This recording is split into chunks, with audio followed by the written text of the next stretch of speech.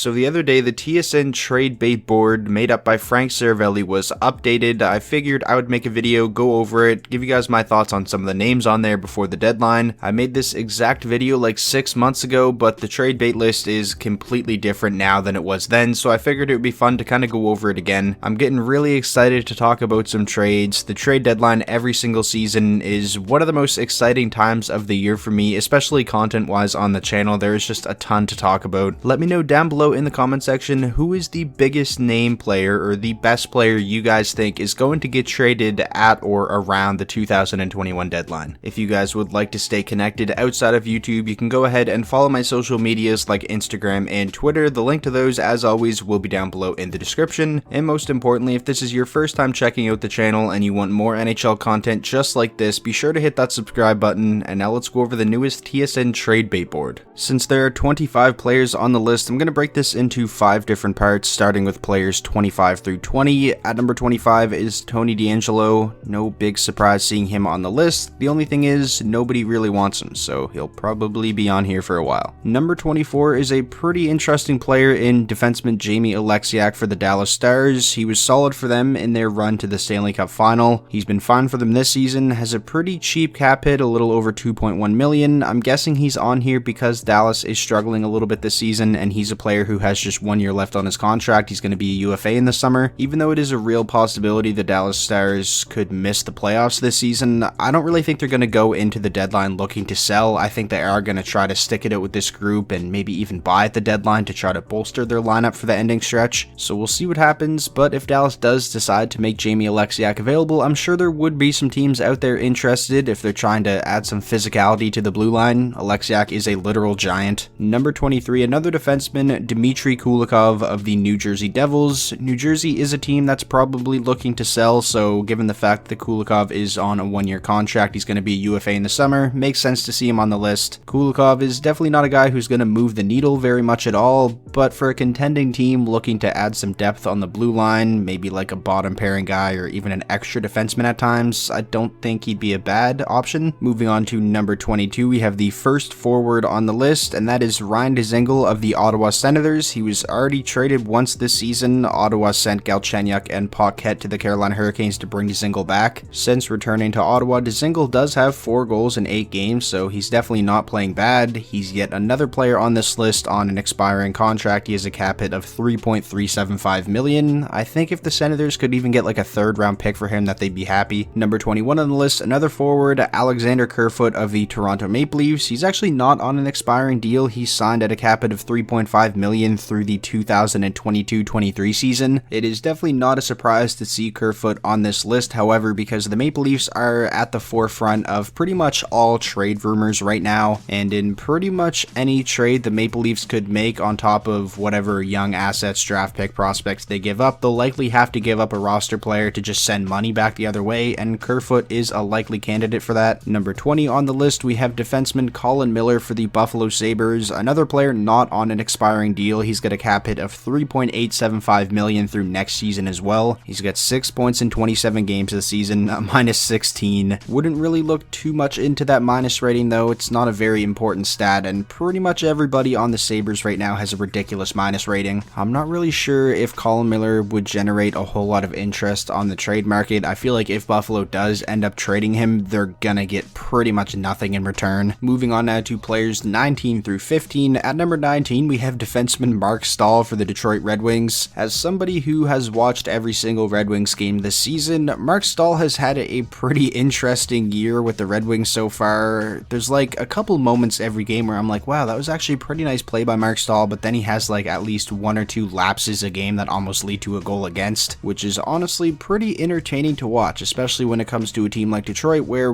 wins and losses don't really matter. This isn't a team that's going to make the playoffs. I would be pretty pumped if Steve Yzerman can literally get anything at all for Mark Stahl. He is on an expiring contract, but has a cap hit of $5.7 million, so if he gets traded, I feel like Detroit would have to retain like 50%. Number 18, we have another Red Wing, Luke Lundening. Talked about him a little bit in the last Deal or No Deal video. I really want to see Glendening traded, not because I don't like him as a player, just because I don't want to hear Fox Sports Detroit talk about how good he is at faceoffs anymore, and also because I do think Luke Glendening deserves a shot on a team that actually has a chance at doing something something, I think he could be a really good fourth liner on a contending team. In all seriousness, he is a guy you can throw out there to win a big face-off. I'd be pretty pumped if we see a team out there overpay for Lundening, sort of like we saw Tampa Bay overpay for Barclay Goodrow at last season's deadline. Not to that extent, of course. I don't think we're going to get a first for Lundening, but like a third or maybe a second, that would be nice. Number 17, we have the third of 3 Red Wings in a row, Bobby Ryan. I honestly think Bobby Ryan would be a nice addition for the Maple Leafs. It's no secret that Kyle Dubas is looking for a winger who can play in the top 6 that is skilled but doesn't have soft skill, like he's not afraid to get into the dirty areas and muck it up a little bit. If the Maple Leafs do strike out on getting one of the bigger name top 6 wingers like Ricardo Raquel or Victor Arvidsson, I think Bobby Ryan would be a nice backup plan, and he wouldn't cost near as much as those guys would either. Number 16 on the list, we have Jake DeBrusk of the Boston Bruins, a young player, 24 years old, really struggling this season, just 3 goals in 21 games. If the Boston Bruins do go out and acquire one of the bigger name players available right now, Matthias, Eckham, Kyle Palmeri, just to name a few for an example, I think it is likely that we see Jake DeBrusk going back the other way potentially, bringing up Ricardo Raquel again. I think it was Elliot Friedman that reported this. He said that the Anaheim Ducks would like a first round pick and a younger player who can step into the lineup right away in exchange for Raquel, and Jake DeBrusk kind of fits that mold, and Boston still has their first round pick for this upcoming draft, and the Ducks and Bruins seem to love trading with each other too. Moving on now to number 15, the first goaltender on the list, Devon Dubnick of the San Jose Sharks. I don't really see it. I'm not quite sure why a team out there would go out and target Devon Dubnick unless they were very desperate. He hasn't been great this season with the Sharks. He's got a .904 save percentage, above a 3 goals against average, and last season he was pretty miserable for the Wild as well. With Dubnick's age, the way he's been performing over the past couple of seasons, I honestly think the Sharks would be lucky to get something in return for him. Next up, players 14 through 10. At number 14, Eric Staal of the Buffalo Sabres. Just trade him back to Carolina. I want to see it. We all want to see it. It's been rumored to happen. There's absolutely no reason for the Sabres to hold on to Eric Staal. I think there's like a 99% chance we do see him get dealt, and I hope it's to the Canes. Number 13, another Buffalo Sabre, defenseman Brandon Montour. They may as well have just put every single Buffalo Sabre on this list that's on an expiring contract. Montour is a guy who I think could probably fetch Buffalo a better return than Colin Miller and Eric Staal.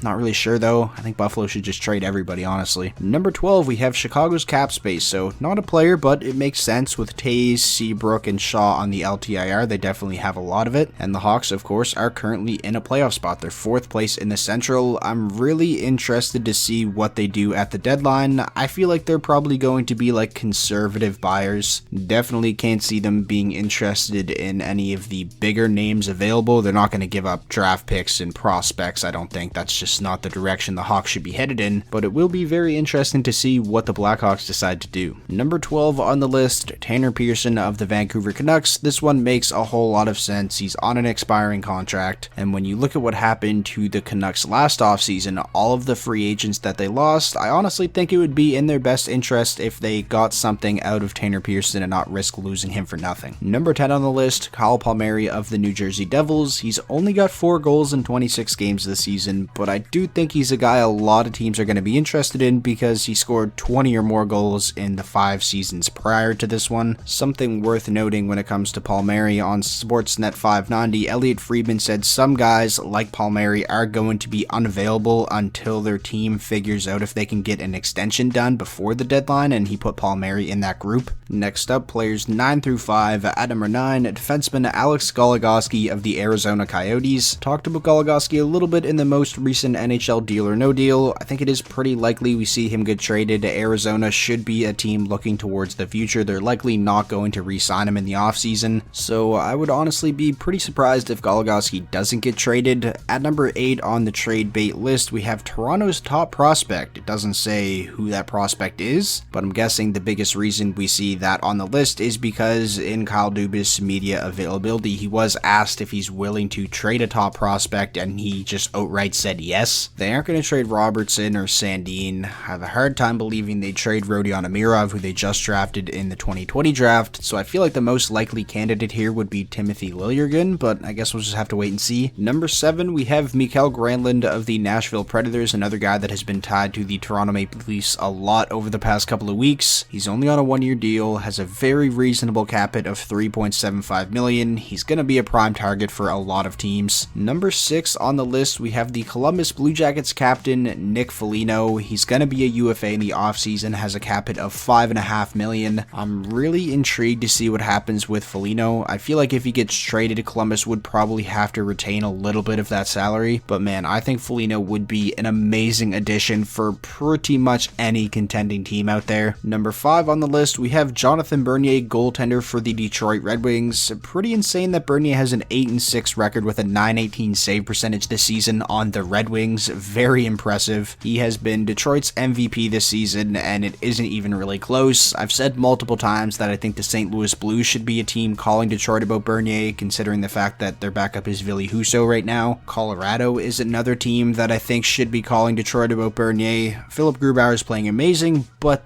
with Francouz injured, Hunter Mishka's the backup right now, and in 5 games, he has a 4.15 goals against and an .838 save percentage. Not really cutting it. Now, something that I should mention when it comes to Bernier, he actually left last night's game against the Dallas Stars with what looked to be a head injury. It looked like he kind of got kneed in the head. If that's anything too serious, and if he's going to miss an extended period of time, I think the likelihood of him getting traded is slim to none, but let's hope it's not anything too serious. Moving on now to players 4 through 1. At number 4 is Taylor Hall of the Buffalo Sabres. I don't really have a lot to say. I'm going to be interested to see what happens with Hall, but I have a hard time believing a team would pay a premium price for Hall on an $8 million cap hit when you consider the way he's performed this season. Number 3 on the list, Raquel of the Anaheim Ducks, a cap hit of a little under $3.8 million, and he signed through next season as well. That's a very reasonable cap hit. I think that kind of increases his value. Like I said earlier in the video, it was reported that the Ducks are looking for a young player to step into the lineup right away and a first-round pick. I honestly think that's a pretty fair ask for somebody like Raquel, who is on a very reasonable cap hit and isn't just a rental either because he is signed through next season. Number 2 on the list, defenseman David Savard of the Columbus Blue Jackets. With the way the Blue Jackets are trending, I think it is likely we see them sell off a lot of players at the deadline, or a couple at least. David Savard is a very likely candidate. He's on an expiring contract, has a cap hit of $4.25 million. He's been a very solid and steady defenseman in this league for a long time now. I think a team like the Winnipeg Jets would be a really good fit. And number 1 on the list, defenseman Matthias Eckham of the Nashville Predators. He is the prime trade deadline target this season. He's the big fish, I guess you can say. And he's not just a rental either. He's signed through next season as well at a very, very reasonable $3.75 million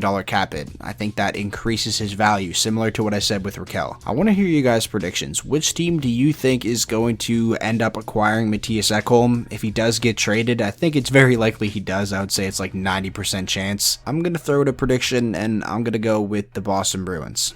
So that is going to do it for today's video, going over the 25 players on the most recent edition of the TSN trade bait board, or trade bait list, whatever you want to call it. Let me know what you guys think though. Is there any names on the list that surprised you? Which player on the list do you think is most likely to get traded? If you guys did enjoy today's video, please be sure to leave it a like. That is the best way to show your support. And most importantly, if this was your first time checking out the channel and you want more NHL content just like this, be sure to hit that subscribe button, and I will talk to you all in the next video.